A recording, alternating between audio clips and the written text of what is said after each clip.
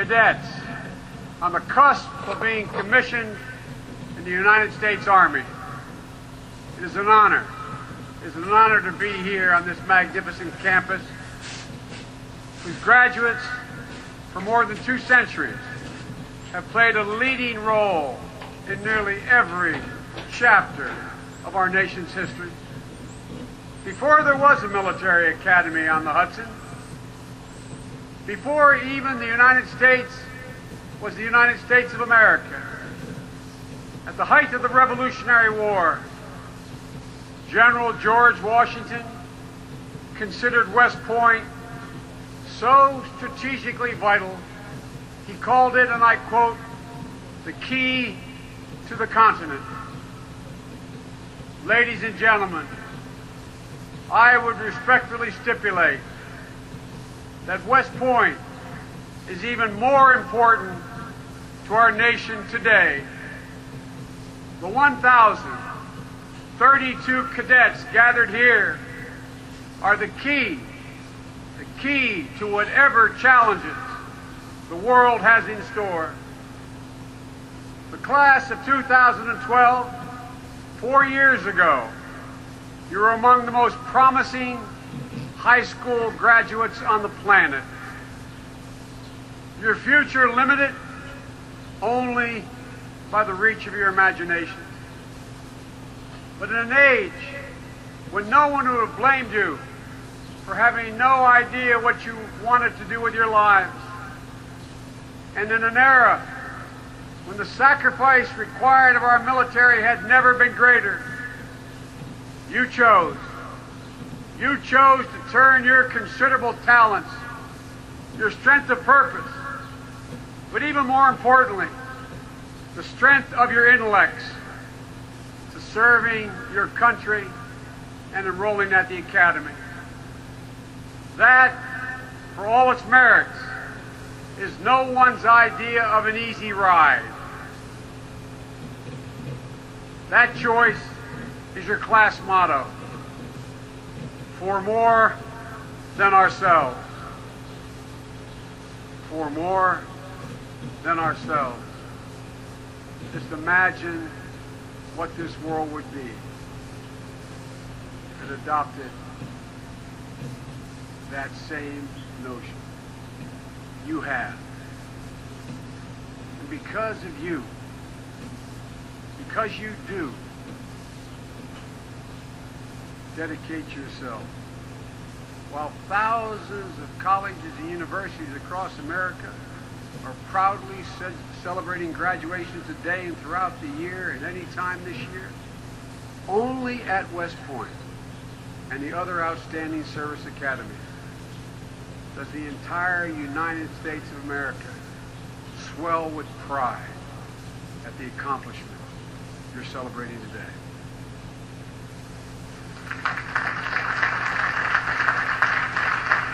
All of America. No one is prouder, of course, than your families, and deservedly so. Military service is by its very nature, as anyone who's ever worn a uniform knows, by its very nature a family endeavor. Among you are 426 cadets with a military parent, including 80 of you with a mother or father who's graduated from this very academy. Then there's Cadet Adam Scott of Lorton, Virginia, who graduates today. He was preceded at West Point by 2 grandfathers, his father Bruce, his sisters Catherine and Kearney, and his brother Andrew.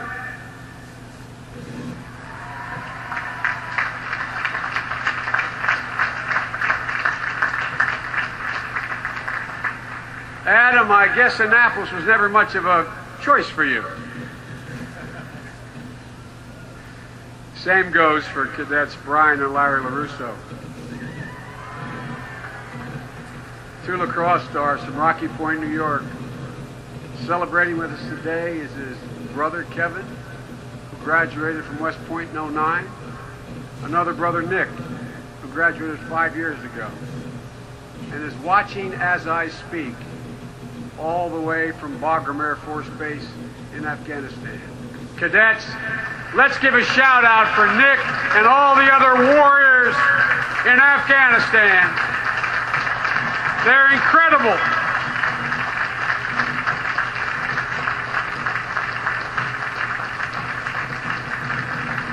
You're about to join the finest warriors in history. And they're out there now. May God go with them. Today, as each of you await the officer's oath that will take you across one great threshold in American life, on behalf of President Obama, your Commander-in-Chief, your entire government, and I believe the entire nation, it is my honor to simply say, congratulations. Congratulations.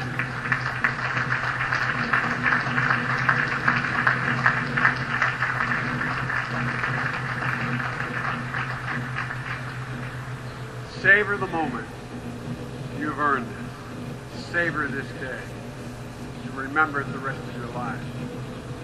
Every cadet passing through these halls, every hapless plebe rubbing General Sedgwick's spurs for good luck, every firstie forged through this crucible called West Point, everyone who ever touched George C. Marshall's plaque in the stadium and thought, when the time comes, I'll be ready for that mission, whatever it might be. Every single generation that's preceded you at West Point has faced daunting challenges upon receiving their commission, especially in times of war. But your generation, the 9/11 generation, is more than worthy of the proud legacy that you will inherit today. Most of you were in elementary school on September 11, 2001, when your nation was attacked. Old enough to remember, perhaps, but young enough that that tragic day need not have shaped your lives. But for so many of you, it did just that. As you and your immediate predecessors came of age, 2,800,000 of you were moved to join our military, knowing full well that you were likely to be deployed to Iraq and Afghanistan. As General Ordener, I've talked often on my multiple trips to Afghanistan with him. Hundreds of thousands of you have laced up those combat boots and walked across those barren deserts and snow-capped mountains where 24 members of this graduating class have already served.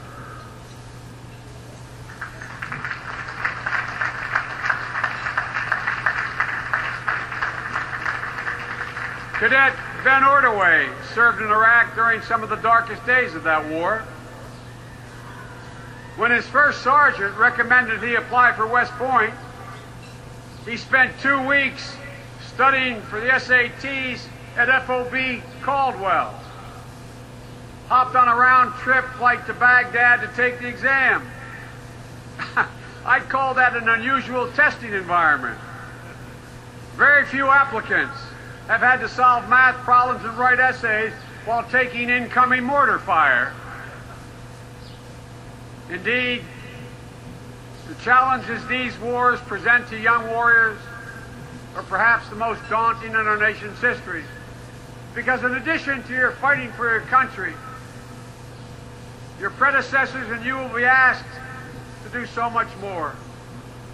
You're asked to take on tasks once reserved only for those with years of seniority, and take on responsibilities far beyond the base or the battlefield. Young men and women steeped in military doctrine have had to master the intricacies of tribal politics, deal with issues ranging from electricity to unemployment, currency exchange to taxation. You are remarkable remarkable, remarkable group.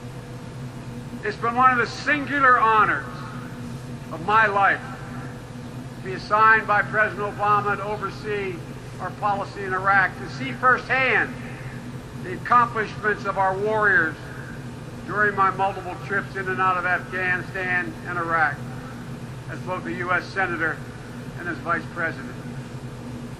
President Obama and I came to office determined to end the war in Iraq responsibly, and today our troops are home.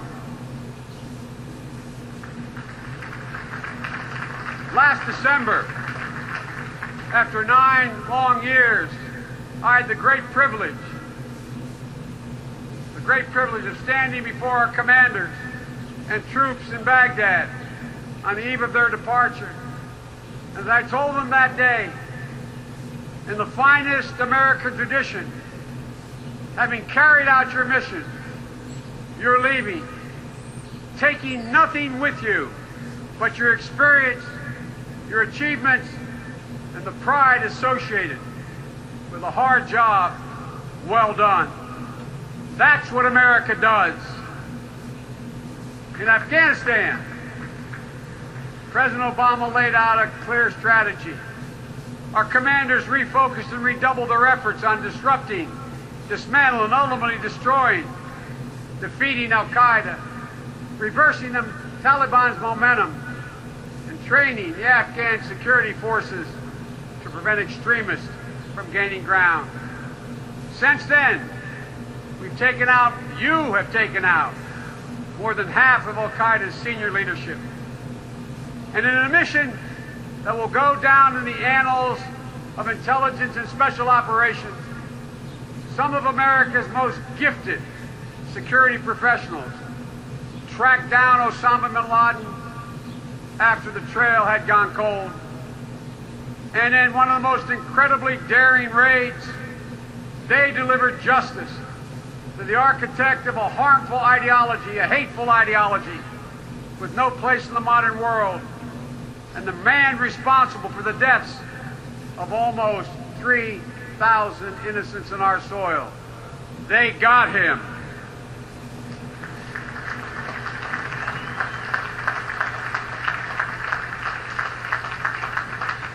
And in the process, those warriors sent a message to the world that if you harm America, we will follow you to the end of the earth.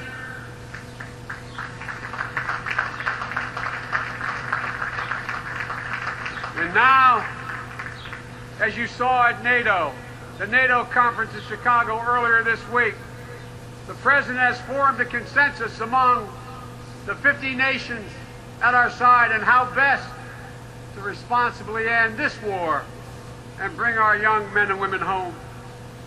The entire surge announced by President Obama in this speech right here on this campus in Eisenhower Hall will return this summer. And our drawdown will continue thereafter, even as we continue to build up Afghanistani forces so they can assume full responsibility for their country. The cost of these wars, the longest in our nation's history, have been extraordinary. 4,422 service members, 4,422 fallen angels have paid the ultimate price in Afghanistan. 1,868 in Afghanistan, and more than 30,000 have been injured, some of whom will require medical care for the rest of their lives.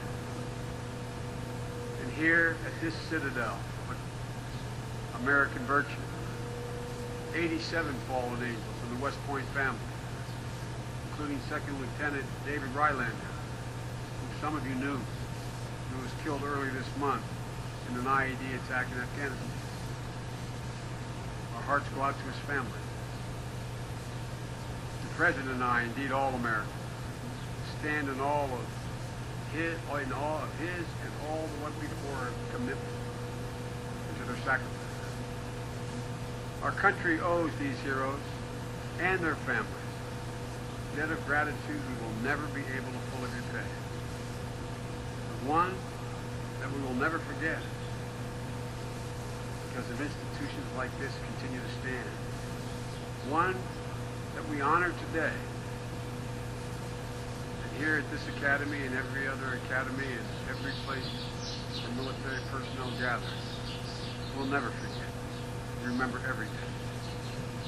Winding down these long roars is enabling us to replace and rebalance our foreign policy, to take on the full range of challenges that will shape the 21st century, challenges different than those of the 20th century. When President Obama and I came to office, we were convinced that our nation had reached a strategic turning point, requiring us to rebalance our foreign policy. While we will remain a substantial, vigilant presence in the Middle East and partners with the Afghanis that will outlast our combat missions, we are now able to begin to focus our attention and resources on other regions and other challenges that will be incredibly critical to our nation's future in the 21st century. We're revitalizing American alliances, and particularly NATO, the greatest military alliance the world has ever known. Because as the President has rightly said, Europe is the cornerstone of our engagement with the world. We learned during the Libya campaign, which saved thousands of innocents and helped topple a murderous dictator, that there's almost nothing we cannot accomplish when NATO and our partners act decisively, and when we actually share the burden of the responsibility. And at this week's summit in Chicago, NATO strengthened its defense capabilities for years ahead, including adding equipment it had not had, only we had, by acquiring a fleet of unmanned aircraft for intelligence, surveillance, and reconnaissance. Rebalancing our foreign policy also means refocusing on the most dynamic region of the world's economy, the global economy, Asia. The United States has long been and will remain a Pacific power and a critical provider of peace, prosperity, and security in this vital region. The most critical relationship to get right is that between the United States and China. Every day, the affairs of our nations and the livelihoods of our citizens grow more connected. How we manage this relationship between the world's two largest economies, although we're still almost 3 times as large as them, how we do this will help shape the 21st century. This obviously doesn't mean we'll always see eye to eye, including on issues like human rights. Nor does it mean we will not compete with each other economically. As I said when I was in China, we Americans welcome this competition, which drives us to do better and better, because there's no doubt that America can compete, and America will win whenever and wherever the playing field is level.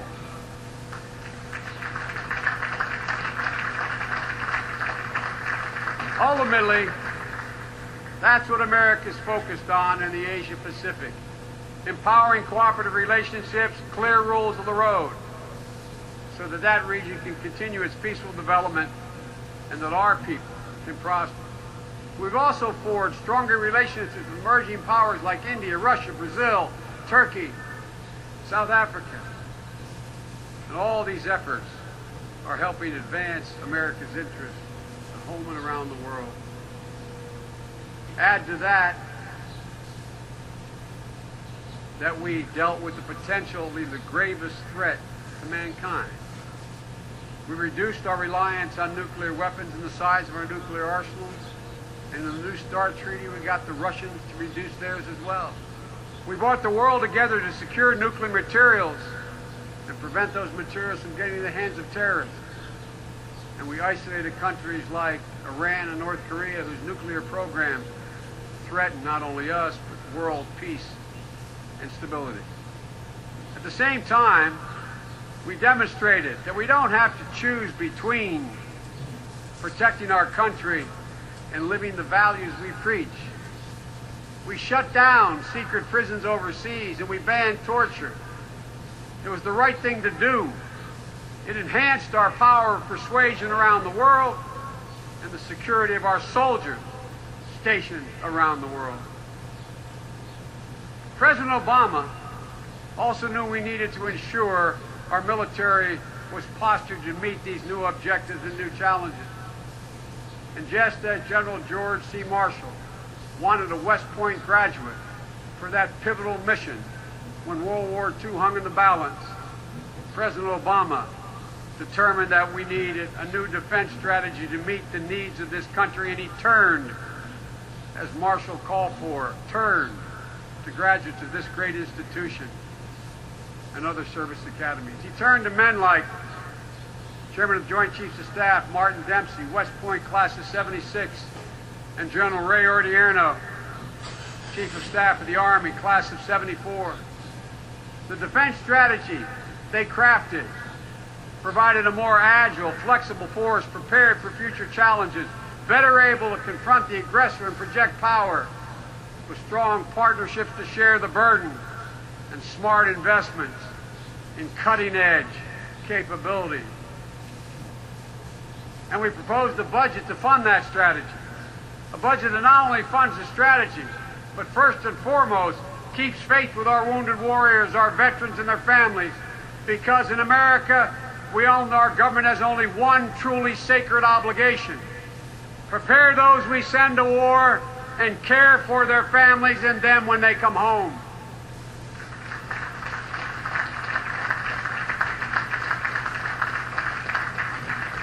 No one knows better than this audience that America's unique role in the world requires that we maintain the world's finest fighting force. That's a non-negotiable issue, and that's exactly what this strategy does. West Point has prepared you to lead us to face these new challenges, some of which we have yet to even contemplate, let alone encounter.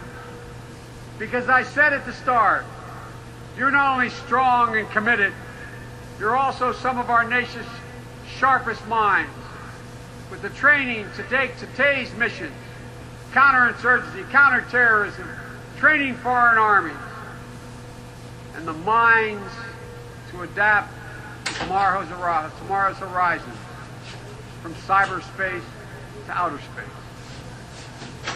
There's such a proud history, such a proud tradition, and I have no doubt that many in this class are not only going to make extraordinary contributions to the military, but also to civilian life. Because West Point is in the business of producing leaders, not only great officers, it produces great leaders and great Americans. As President Theodore Roosevelt said upon West Point's centennial 110 years ago next month, and I quote him, he said, "Your duty here at West Point has been to fit men to do well in war, but it is a noteworthy fact that you also have fitted them to do singularly well in peace. The highest positions in the land have been held, not exceptionally, but again and again by West Pointers. West Pointers who have risen to the first rank in all occupations of civilian life. Were he here today, he'd only alter that quote slightly. Young men and women are prepared to do that."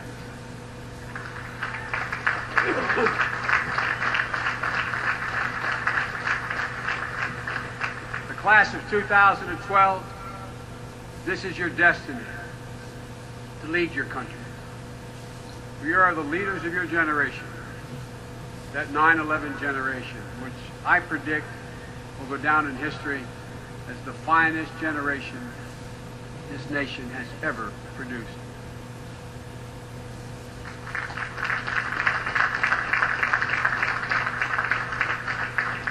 I've had many honors as Vice President of the United States, but none greater than being able to salute you today. May God bless you and protect you, and may God protect and bless all those who wear the uniform United States of America. Congratulations.